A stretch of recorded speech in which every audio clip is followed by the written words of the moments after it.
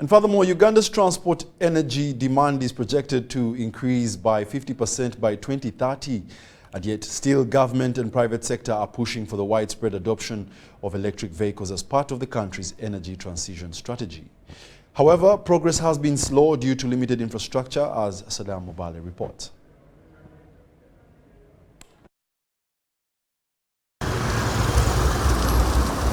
Electric mobility is gaining global momentum, and Uganda is working to catch up, driven by the need to reduce carbon emissions and dependence on fossil fuels. Efforts include developing charging infrastructure, offering financial incentives, and creating supportive regulatory frameworks. However, Uganda's readiness for widespread electric mobility remains a significant challenge.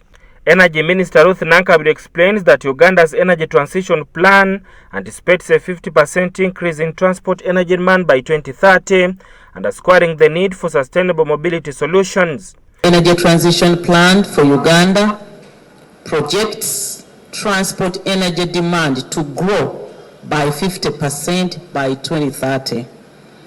There are challenges in the initial phase of infrastructure development for electric vehicles, and the absence of electric vehicles on the market creates a delay in investment for electric vehicle charging stations.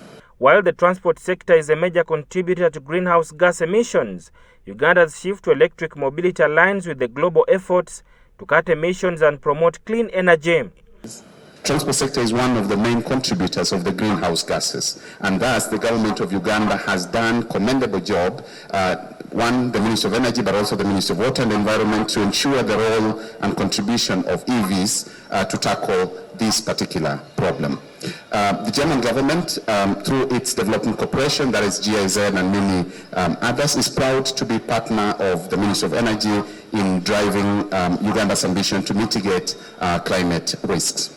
For many Ugandans, especially boda riders, the high upfront cost of electric bikes remains a challenge. Companies like Watu offer asset financing, making e-bikes more accessible with manageable monthly payments. Our role has been pivotal in the sense that we have been offering asset financing options, which allows for the boda rider on the street to be able to afford an electric mobility product that he can be able to afford and pay slowly. So it is critical that the asset financing model, Watu, together with other players in the market, have really revolutionized the whole adoption of this new format of mobility. Uganda's national e-mobility strategy aims to transition public transport to electric vehicles by 2030 and ensure all new passenger vehicle sales are electric by 2040. This shift is essential for reducing reliance on fossil fuels, lowering transportation costs, and improving the environment for future generations. Our aspirations are well aligned with the National Development Plan 4, as well as our NDC commitments towards the Paris Agreement on sustainable mobility, address our unique needs within the African context. Saddam Mubale, UBC News, Kampala.